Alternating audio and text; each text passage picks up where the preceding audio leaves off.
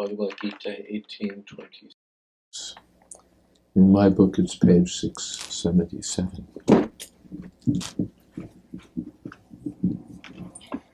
One who performs his duty without association with the modes of material nature, without false ego, with great determination and enthusiasm, and without wavering in success or failure, is said to be a worker in the mode of goodness.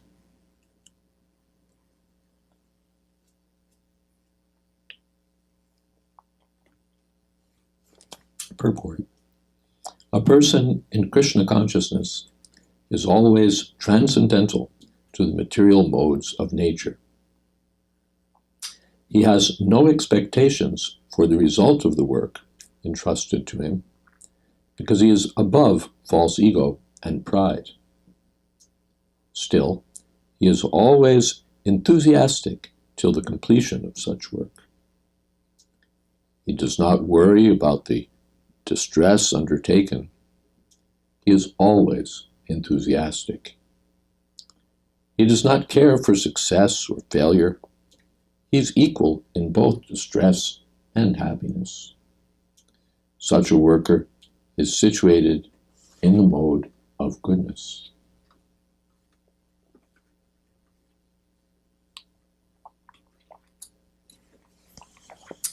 Om Gyanatimirandhasya Gyananjana Shalakaya Chakshurmilitam Jena Tasmai Shri Gurave Namaha Shri Chaitanya Manobhistam Stapitam Jena Bhutale Swayam Rupakada Mahyam Tadhati Shapadantikam Vandehang Shri Guru Shri Jatat Padakamalang Shri Gurun Vaishnavamscha Shri Rupam Sagrajatam Sahagana Raganatan Vitam Stam Sajivam Sadvaitam Savadhutam Pradijana Sahitam Krishna Chaitanya Devam Sri Radha Krishna Padan Sahagana Lalita Sri Vishakhan Vitamscha He Krishna Karuna Sindho Dina Bandho Jagatpate Gopesha Gopika Kanta Radha Kanta Namostute Tapta Kamshana Gaurangi Radhe Vrindavaneshwari Vrishabhanu Sute Devi Pranamami Hoti Priye Vancha Kolpatarubhyascha Kripa Sindho Bhyevacha Patitanam Pavanebhyo Vaishnavebhyo Namo Namaha Shri Krishna Chaitanya Prabhu Nityananda Shri Advaita Gadadhar Srivasadi Gaur Bhaktavinda Hare Krishna Krishna Krishna Hare Hare Hare Rama Rama Rama Hare Hare Mukta Sango Nahang Bhari Trityutsaha Samanvitaha Siddhya Siddhyor Nirvikara Karta Sattviku. Lord Krishna in this portion of the 18th chapter is discussing different manifestations of the three modes of material nature: goodness, passion, and ignorance. Determination in three modes, intelligence in the three modes, food in the three modes, different items. So here, karta means a worker, someone who's doing something. Karta. So there are three kinds of doers or workers, actors, you can say. Those in goodness, those in passion, those in ignorance. So here in goodness, mukta sangha, He's freed from, literally from association. Sangha means association. So association with the material qualities. He's aloof. Padma Patrami Vambasa. Elsewhere in the Bhagavad-gita it says that he's like the lotus leaf floating on the water, not soggy, submerged, but just floating on the surface. So the person in goodness is like that. Although he may be involved in so many things in this world, he doesn't identify with any of these worldly situations or tasks or involvements. And he knows this is going on because of the modes of material nature and because of the body. But actually it has nothing to do with me. He knows that I'm not this body. And because I'm not this body, the activities of the body are actually external to me. They have nothing really to do with me.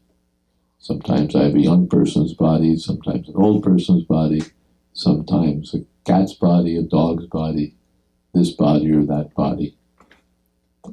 And I'm thinking these are my activities, but they're not actually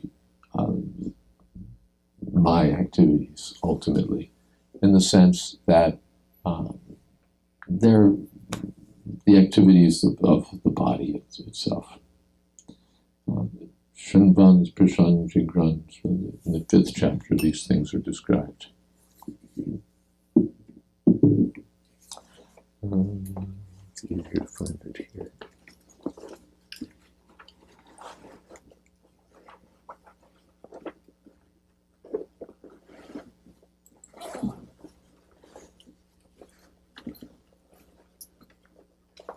Well, provided I find the book, it's easier. Okay. Too much trouble to find the book, although it's easier to find the verse there.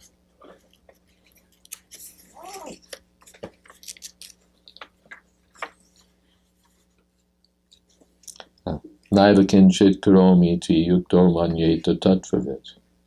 A person in Krishna consciousness, yukta, tattvavit, the person who knows the truth. Naiva kinchit karomi ti, thinks I'm not doing anything. Pralapan visrajan, pashan srinvans prashan jigran, ashnan gachchan swapan svasan. While seeing, while hearing, touching, smelling, ashnan, eating, yeah. Gachchan, going someplace. Swapan, sleeping, yeah.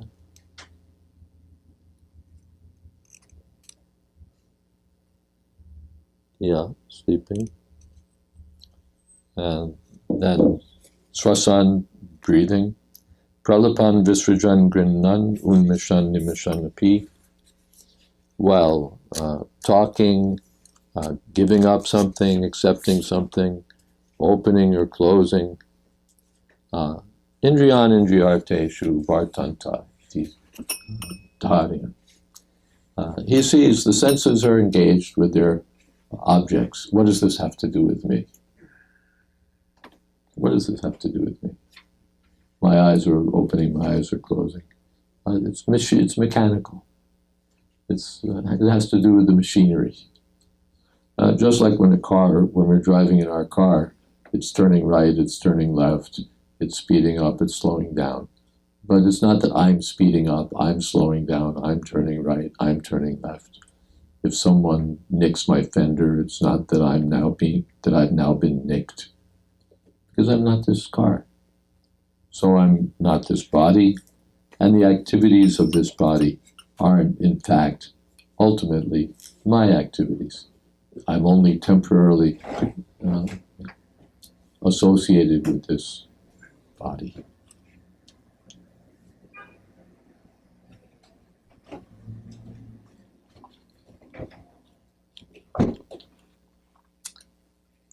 Mukta Sangha. Prakrite kriyamanani gunai karmani sarvaja. Everything's actually, as far as the machinery goes, being done by the modes of nature. prakrite kriyamanani gunai karmani sarvasha. So, mukta sangha. He knows I'm a passenger in this vehicle. I'm not this vehicle itself. He doesn't associate with this material world even.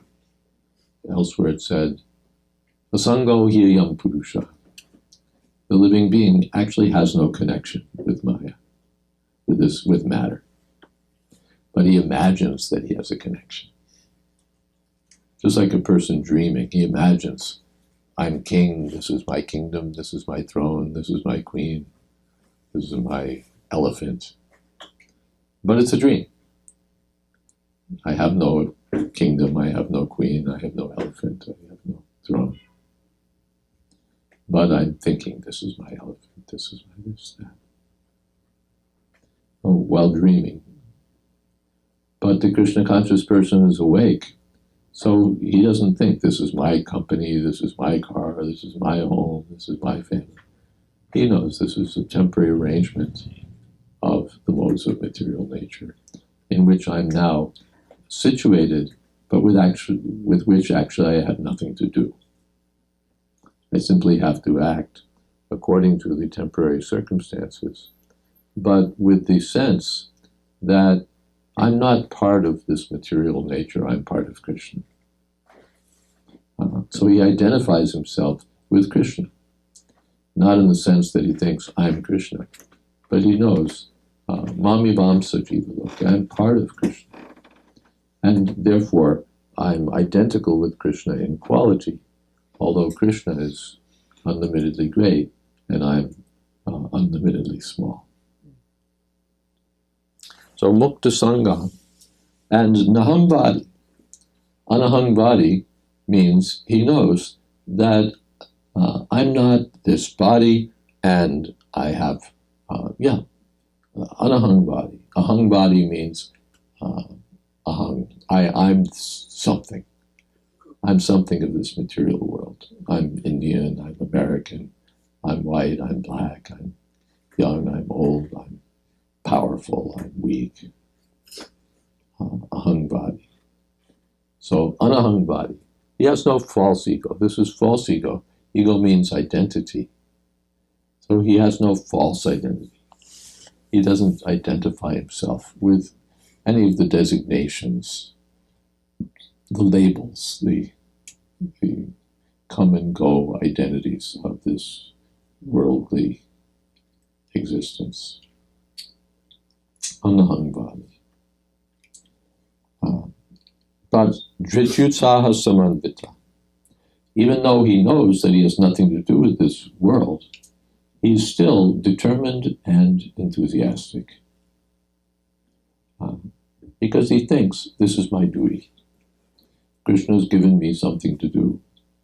So let me do it without attachment, without false ego, but still just as a matter of duty. Just as a matter of duty. So driti, he acts with determination. He acts with determination. I must do it. And utsaha, with enthusiasm. Enthusiasm is like an engine. With enthusiasm, you can accomplish so much. A person who has no enthusiasm can't even eat.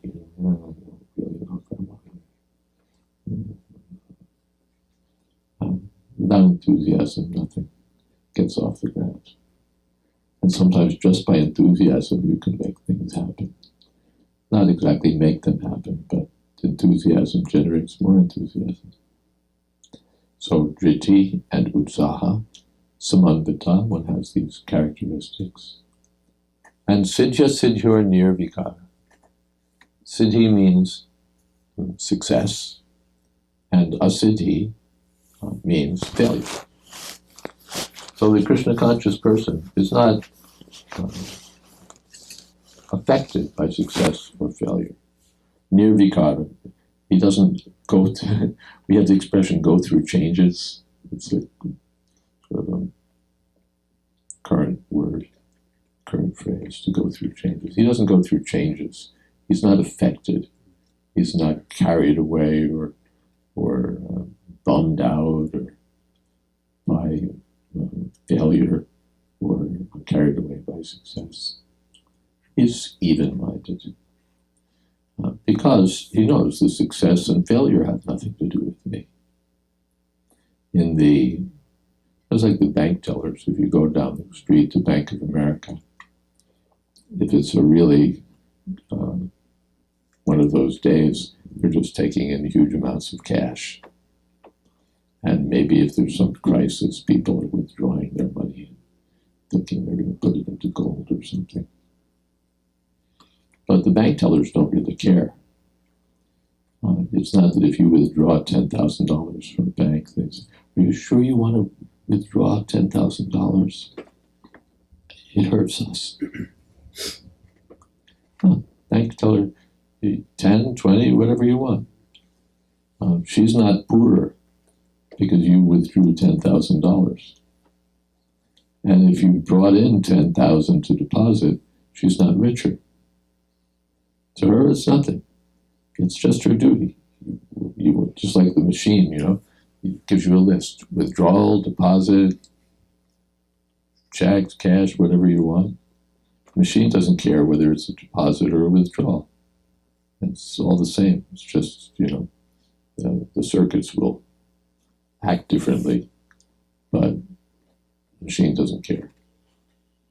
Of course, the machine has no feelings, but even the teller doesn't care. You want to make a deposit, you want to make a withdrawal. Doesn't matter. But the Krishna conscious person is detached. He knows finally that the result of the work is not ultimately up to me. Earlier in this chapter, it was said,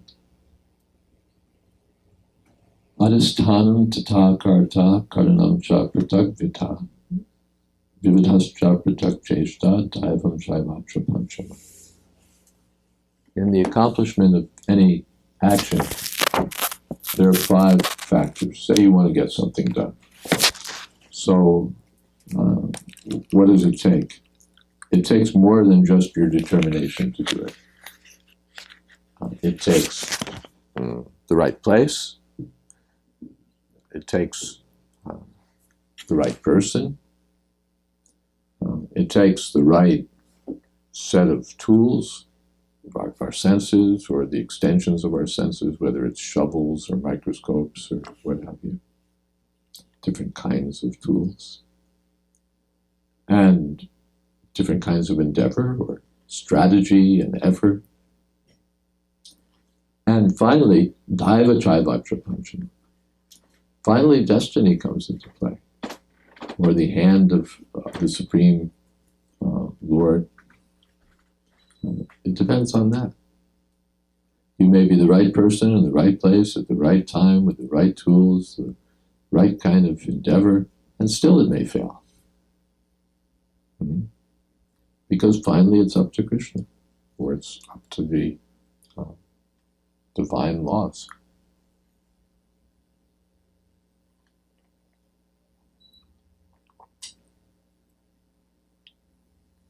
I saw an item.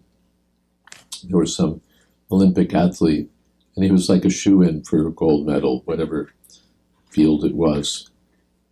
It was like already just practically decided he was the right person in the right place with the right muscles and the right coordination and the right skills and everything. And he missed his plane. Simple as that. He missed the plane, couldn't compete. Whether the flight was canceled or delayed or whatever it was. It was, as they say, circumstances beyond our control. So finally, all circumstances are beyond our control. We're not the controllers of what happens in this world. Daivams. Therefore, the Krishna conscious person, he's enthusiastic, he's determined, he makes his best effort, and then it's up to Krishna. If Krishna wants to make him a success, he'll make him a success. The Prabhupada prayed that at the Jaladuta. He said, now I've come here, you can make me a success or a failure as you like. It's up to you. I've come to do your work, but in Krishna consciousness, the effort itself is the success. in the material world, it's the outcome. It's either a failure or it's a success, or maybe we say mixed results. But in Krishna consciousness, the effort itself is the success. That one has endeavored, tried his best to please Krishna, means that in itself is his success.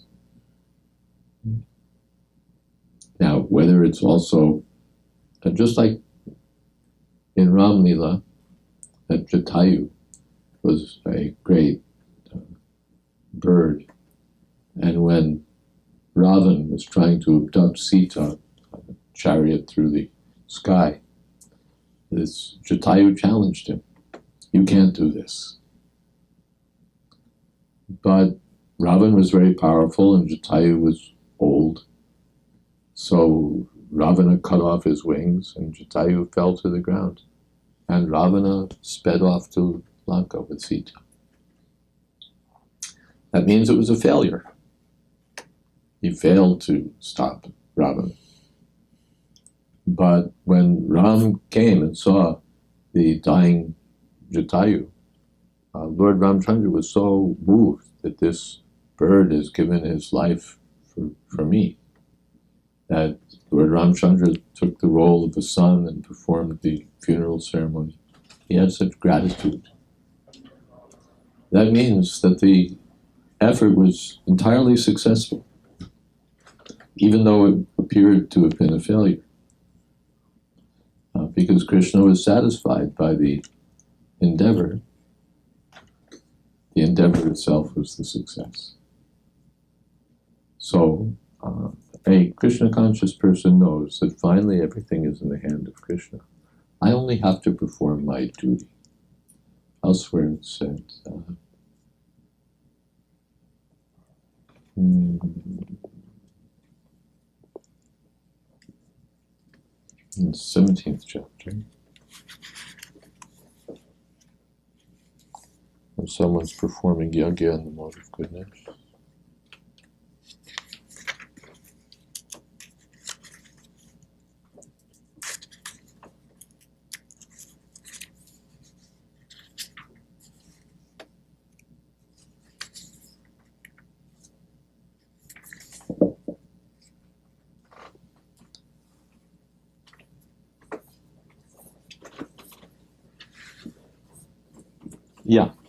Apala kankshibir yagyo vidhi dishto yajate yashtavyam meveti manaha samadaya sasavika.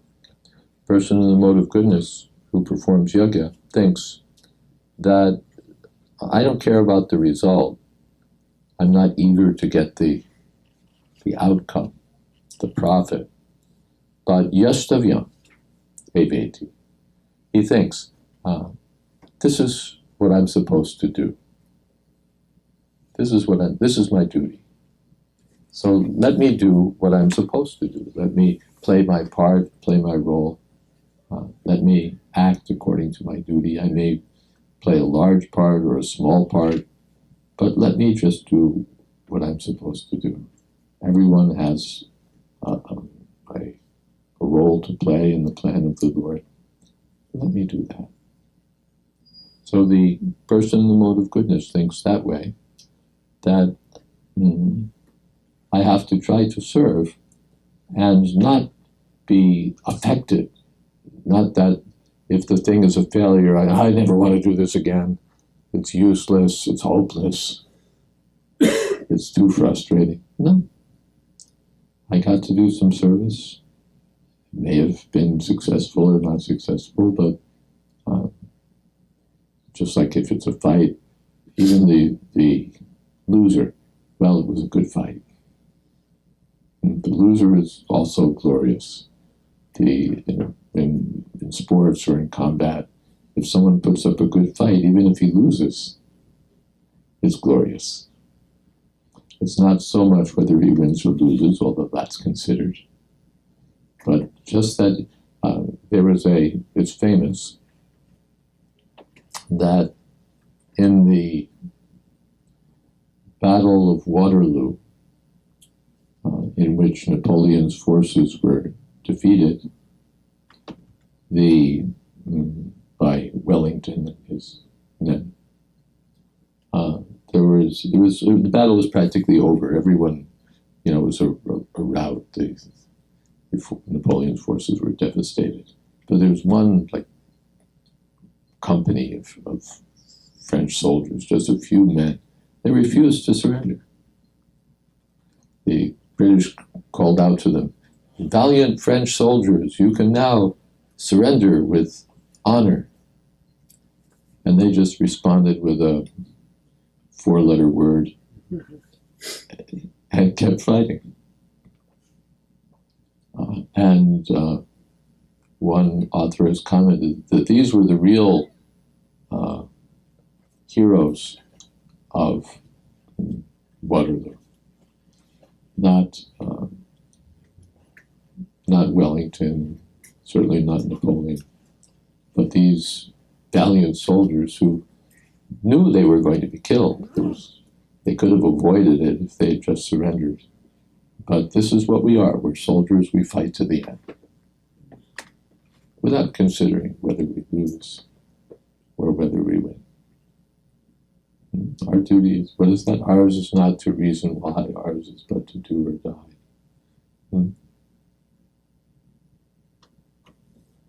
Even if it's hopeless, this is what I'm supposed to do. This is my duty. So, karta sattviku uchite. This is the worker in the mode of goodness. Are there any questions about this? One thing is that so we make an endeavor and we can't be attached to the result. But shouldn't we be a little attached if that endeavor is to serve Krishna? For example, I'm going to cook something for an offering. It got burnt, it got overspiced. Okay, it's, I made the endeavor. From Krishna's point of view, it's different. But from our point of view, we should be, because it's not over when the offering is over. But I have a career of cooking for Krishna. I don't have to cook the next offering. So for us to think that I have to get it right, that's my duty also.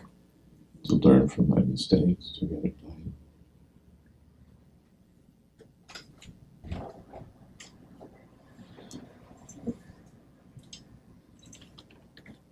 And also, because the verse just concerns the mode of goodness.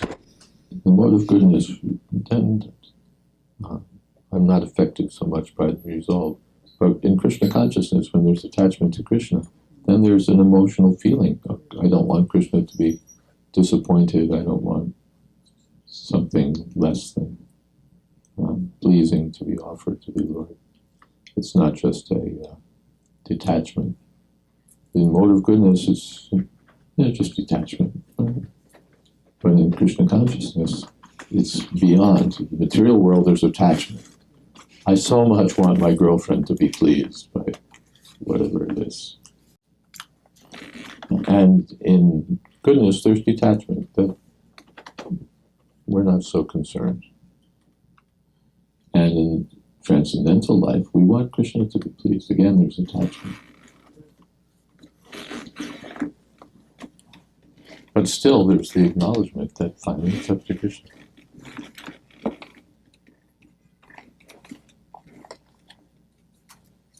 Something else. I have a question. Yes. I know some devotees that have done project services, and unfortunately, they perhaps weren't successful the way they wanted to, and it affected them quite adversely. Many years still, they feel like they failed, and it's still something they struggle with. So how can somebody sort of overcome that? Well, one has to come to the platform of eternity. The platform of eternity, a failure of whatever is not the end of the story. Taking a helicopter view, as they say. You look down on it and say, right, I tried. Krishna didn't desire. But if I'm down in the midst of it, I say, I'll never do anything like this again. And I've had it with these people. My colleagues let me down. But the Krishna conscious person, therefore, he's not associated in that way with the ins and outs of things. All right, Krishna didn't desire. Well, it's just also the tendency of self-blame. Saying, oh, maybe it was because of me, and that made some... Well, there's Rupa Goswami, I believe, talks about this. Satsuru Maharaj mentioned this to me. It's either in Narada Pancharatra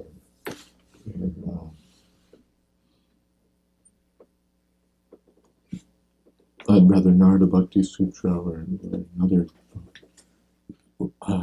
In the commentary, it's mentioned that Rupa Goswami gives a good measure of how to judge these things. That because it's natural, a devotee feels humble and he feels if something failed, he feels that it was my fault. But Rupa Goswami's measure is, does that feeling result in less service to Krishna? If it results in more service to Krishna, then it's good. If it results in less service, then it's not good. I'm so fallen, I can never serve Krishna. I never will serve Krishna. I might as well go back to material life. That's useless.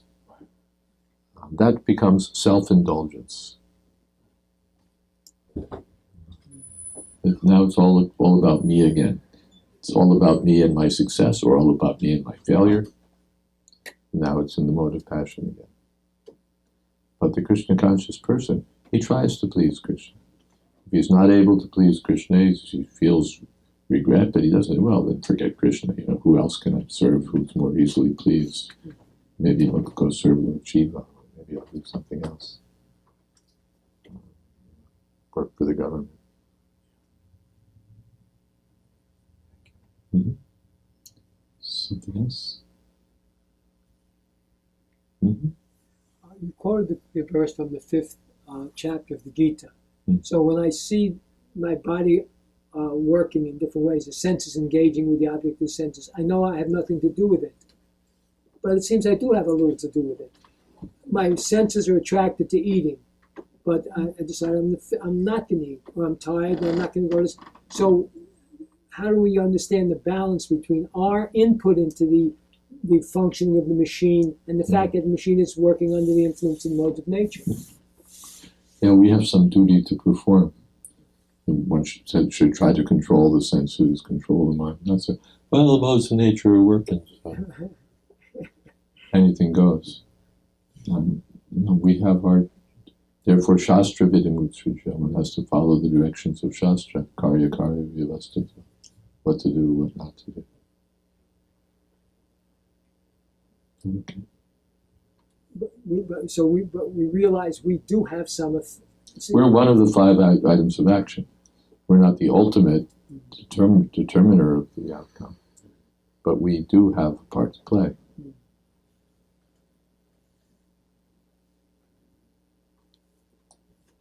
Well, you want to hear about passion and ignorance? Yeah, yes. The workers in passion and ignorance. Okay, let's get to them. Raga karma pala prepsur lupto himsatmako shuchihi harsha shokanvita karta rajasa parikirtita. The worker who is attached to work and the fruits of work, desiring to enjoy those fruits, and who's greedy, always envious, impure, and moved by joy and sorrow, is said to be in the mode of passion. Purported person is too much attached to a certain kind of work or to its result because he has too much attachment for materialism or hearth and home, wife and children. Such a person has no desire for higher elevation in life. He is simply concerned with making the world as materially comfortable as possible.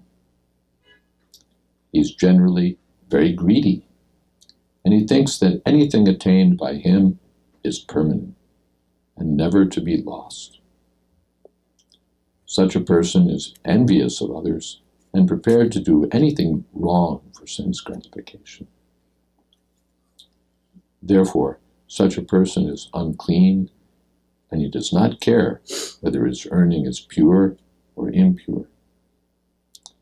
He is very happy if his work is successful, and very much distressed when his work is not successful. Such is the worker in the mode of passion. So raga means attached. Therefore, sannyasi is called vairagi, a person who's free from attachment. Raga, to what is he attached? Karma pala, to the results of his work. Karma pala prepsur, he is desiring those. It's all about results. It's all about the bottom line. It's all about results. It's all about getting what you want. It's all about push till you achieve your goals. Don't give up. Stay with it. You'll succeed in the end. And he wants more. He wants to, a bigger position. He wants more pay. He wants more prestige. He wants the most beautiful wife, or he wants the wife that's better than the wife that he has, or he wants a girlfriend along with his wife, or he wants them. Karma pala prepsur. And so he's working, but the work is to get something. He'll endeavor, like anything, to get something. It's all about the results. And lubta means he's greedy. It's not like, okay, enough. There's no such thing as enough. It's all about more. He wants more. Lubta. And himsatmaka, envious of others. If others are getting ahead, that means that he's falling behind. If he can push someone else out of the way, now he's on top. So other people, are engaged. Can they help me?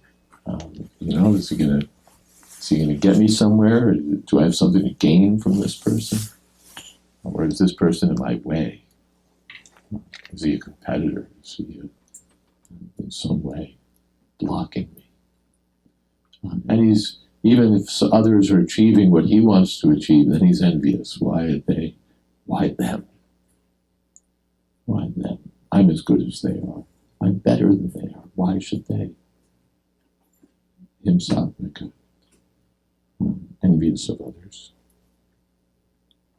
And ashuchi, probably impure, unclean, dirty, filthy business. To get what they want, they'll do anything. Doesn't matter how gross, how vicious, how duplicitous, how mean, how much suffering it causes to others. If it serves their ends, they'll do it. There was a court case in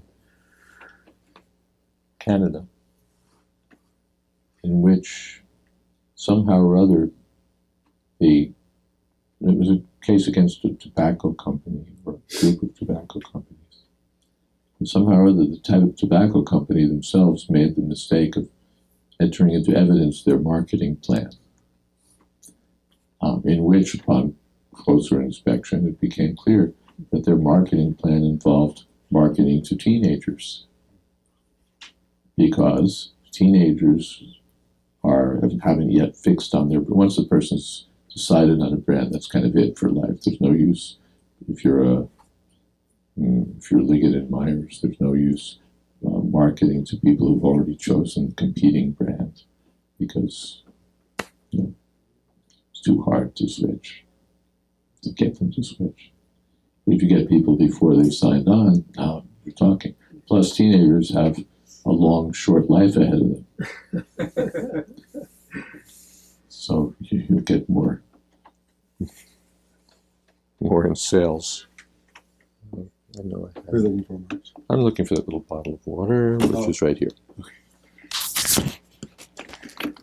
So no one knew, of course, more than the tobacco companies about the effects of tobacco. While legislatures were still, scientists were still debating whether or not smoking harmed your health, the tobacco companies knew more than anyone, and were busy trying to cause confusion about it. Because all that matters is the bottom line, even if it causes harm to others.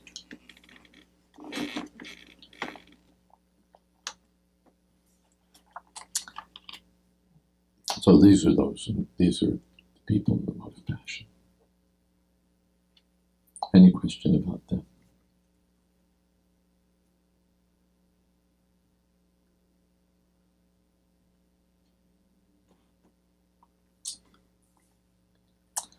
Ayukta prakrita stabdha shato naiskritiko lasha vishadi dirga sutricha karta tamasujite. Yes.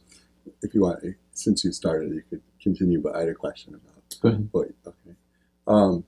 So I definitely deal with some persons who fit that description. I'm sure do anything to, you can to achieve the bottom line, even if it means acting viciously towards others. I definitely deal with certain persons like that far too frequently for my own peacefulness. So my question is, there's many people I know who I'm kind of thinking, well, they're not that bad. They're not people who I would trust, but they're not that bad. So my question is, like, do they just need to kind of get more association of that sort of nastiness, of persons who are nasty in that way, so, and then they would be like that too? Or, do you know what I mean? I'm not sure I do. Oh. First of all, there's it seems like we're talking about gradations of nastiness. There's nasty and more nasty and exceedingly nasty. Yeah, many people I know, they're somewhat passionate, but I don't think of them as the type of people who would, be happy to completely step all over me if they could get something from me and I wasn't looking. If they could do it without stepping over you, they would. But if they had to, they'd step all over you. There are those who, doesn't matter, even if they didn't need to, they'd step all over you. Just, why not? Right. They're the really nasty ones. They'll step on you just as a matter of, what's the word? A little extra pleasure. And then there are those who'd rather not step on you, but if push came to shove, they'd shove. Yeah, I guess it's interesting to me. I'm wondering what causes association with the modes of nature. Yeah. Because Prabhupada says they've become infected. That's Prabhupada's usual metaphor. Become infected with the mode of passion. So they show the qualities of passion. The soul, we were discussing earlier, asango hidayam purusha.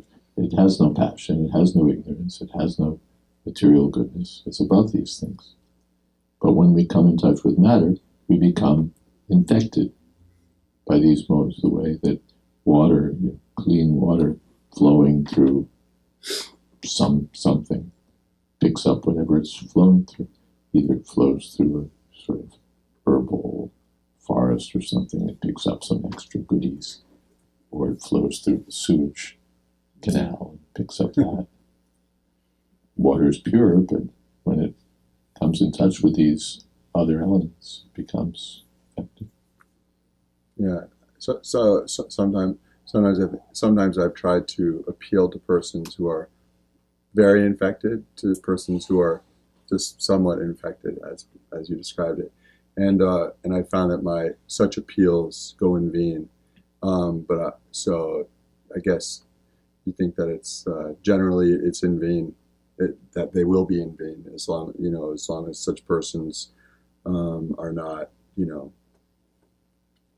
sufficiently in the mode of goodness or associating with spiritual personality. Yeah, there's no point even trying to Chanakya Pandit says that someplace, feeding milk and bananas to a serpent just increases the serpent's poison. So when a person is in the mode of passion, he's going to act. There's some story about, what was it, the scorpion who promised he wouldn't bite. Camel, yeah, scorpion and camel. They came to a river, and the camel could swim across it, but the scorpion couldn't. So he said to the camel, "My dear sir, would you please carry me across the river?"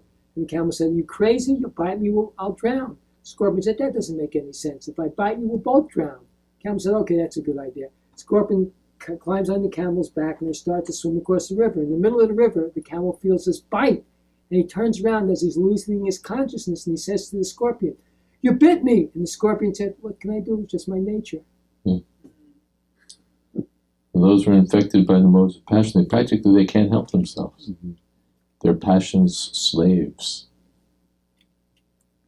They're passion's slaves. But also, according to the particular, say, construction of our bodies, there's different degrees of the different modes. It's not that we're pure passionate, or he's describing different levels of passion. Maybe That's also there in Bhagavad-gita. Yeah. Even in the same person, sometimes goodness becomes prominent, defeating passion and ignorance. Sometimes passion becomes prominent, defeating ignorance and goodness. Sometimes ignorance becomes prominent. So it would seem that the persons who are, more willing to step on him to get what they want, and the persons who are, well, if I can get around them, means that the percentage of the different modes may be different. Yeah. Of course, if someone becomes Krishna conscious, then sagunan samiti chaitan brahma comes to the spiritual platform.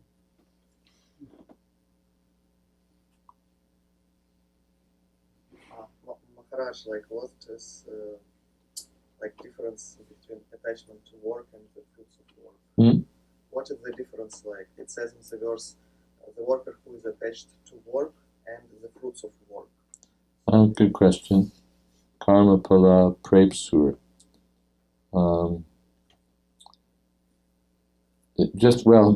It's a linguistic thing. It's ragi is one thing, and karma pala prepsur. Karma pala prepsur means desiring to get the result of the work, and ragi means a person who's attached. So attached to what? So is it like attachment to work, but without thinking about results? No, ragi is a person who's attached to getting results. Ragi is attached. That's why he's working. Without incentives, he won't work. And there's got to be a reason to work. Money or some sort of gain. Then he'll work. Otherwise, you can't appeal that duty or this is the right thing to do. No. What am I going to get out of it? Even if it's the wrong thing to do, if I'll get something out of it, well, okay. But if a person enjoys his work or hobby or whatever, is it counts? If someone enjoys his work, then or hobby. Then there's something, again, he's going to get something out of it. He gets some sort of intellectual enjoyment or some kind of enjoyment. Material from, whatever it is, piercing butterfly wings. Or ignorance? Yeah. Thank you for that class. When I was hearing the previous verse which discussed the activities of a person mode of goodness, I was thinking all of this are actually beyond the mode of goodness. But so I just wanted to know how a person who is actually not under the influence of any of the modes, how does he act? He acts in Krishna consciousness. Sagunan samiti chaitan. Mam shayo vyabhachari. That's the difference. Otherwise, goodness and Krishna consciousness are just next door. But goodness on its own, without Krishna, that's just goodness. And Krishna consciousness is pure goodness. Yes. I think it was here. I'm pretty sure it was here. Borjan Prabhu asked the question of Prabhupada, because Prabhupada was speaking about acting in the mode of goodness. And so he raised his hand and he said, I thought devotees are transcendental. And Prabhupada's reply, what Borjan Prabhu said, was that they're transcendental, but they act in the mode of goodness. Ready for ignorance? Yes. Earlier, so thank you so much for your talk. Earlier today, you spoke about enthusiasm and how this is the engine. Does it also vary based on the mode of material nature that you're in, or if the enthusiasm is fed by the attachment to the outcome? Yeah, there's enthusiasm among those in passion also. Right. But it's enthusiasm to get something. And then if they don't get it, then they're bummed out. Their enthusiasm is lost. But they're enthusiastic. But I could get it. They're enthusiastic to win the lottery or to win a race or to whatever it is. But they're not. Their enthusiasm is goal-oriented, goal-dependent. Whereas a person in the mode of goodness, he's naturally enthusiastic, even if there's nothing to be gained. The worker who's always engaged in work against the injunctions of the scripture, who is materialistic, obstinate, cheating, and expert in insulting others, and who's lazy, always morose, and procrastinating, is said to be a worker in the mode of ignorance. Purport. In the scriptural injunctions, we find what sort of work should be done, performed, and what sort of work should not be performed. Those who do not care for those injunctions engage in work not to be done, and such persons are generally materialistic. They work according to the modes of nature, not according to the injunctions of the scriptures. Such workers are not very gentle, and generally they're always cunning and expert in insulting others. They're very lazy. Even though they have some duty, they do not do it properly, and they put it aside to be done later on. Therefore, they appear to be morose. They procrastinate. Anything which can be done in an hour, they drag on for years. Such workers are situated in the mode of goodness, of ignorance. Ayukta. Ayukta means not Krishna conscious or not linked up with the directions of Shastra. They don't follow karya vivastita. One should know what to do and what not to do according to Shastra, but those in ignorance is just, they forget Shastra, forget scripture. It's just not in the picture. And prakrita means materialistic, grossly materialistic. And shabdha means obstinate. They block things. They just, you can't reason with them. You can't persuade them. You can't get them to see what's even in their own self-interest. They're just obstinate.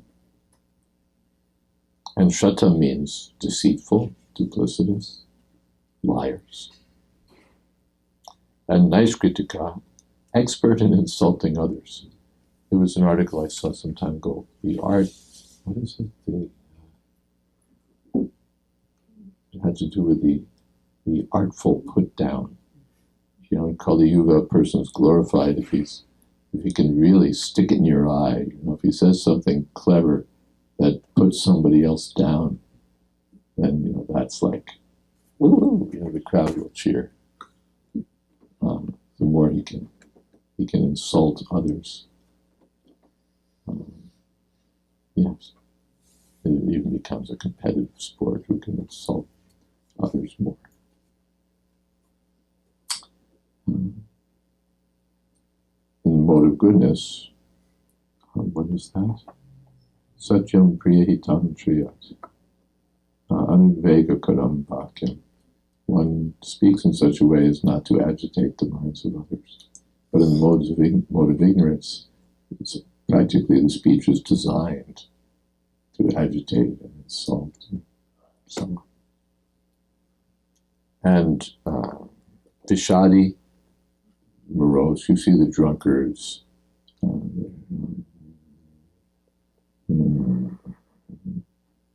morose.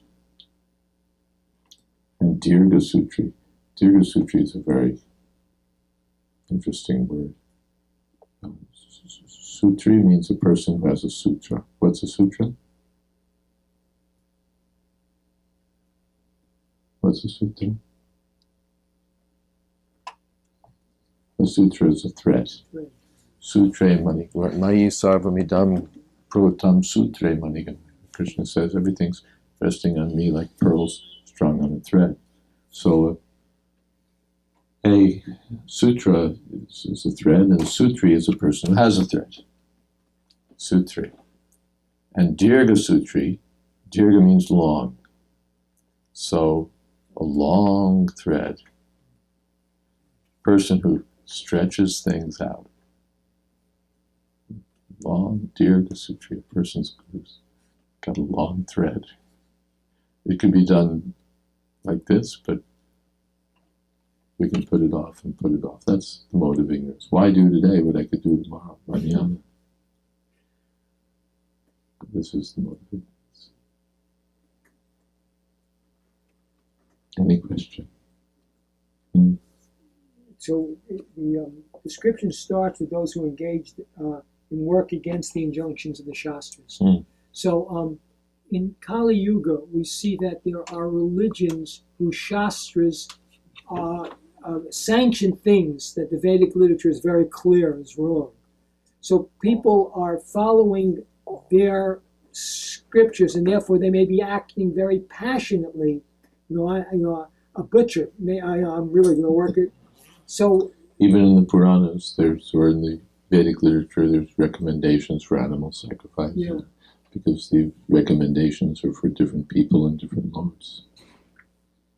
So my question is then, it seems that according to this description, although they're supposedly in the mode of ignorance, they may be acting actually very much in the mode of passion, but they're going against the injunction of the Shastras. So it just, how do we understand it? Going in the mode of passion? Yeah, because take a person who's selling meat. Oh, my uncle used to bring cottage cheese here, right? But he was used to deliver meat all over, right? So he may be a butcher may be very enthusiastic to do his work, and he wants the money, he wants the results, he wants the money, but he's acting against the injunction of the Shastra. So then how do we see him? Is he in ignorance, or is he in passion, or? Not mainly ignorance. No, he's doing something sinful, something against Shastra. That he's doing it with enthusiasm doesn't make it goodness. And the fact that he's so attached and he's willing to keep working. Jack the Ripper may have been enthusiastic about his work, but that doesn't mean he was in the mode of goodness. Well, but the mode of passion, is he in the mode of passion? No. Okay.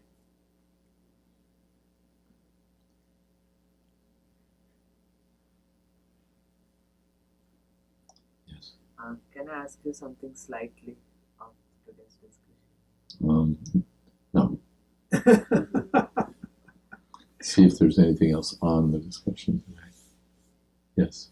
Maharaj, so should we, as I understand, to avoid passion and ignorance, we should associate with mode of goodness. Better to associate with devotees. Okay. Sagunan samiti chaitan brahmabuya. Then one transcends all three modes.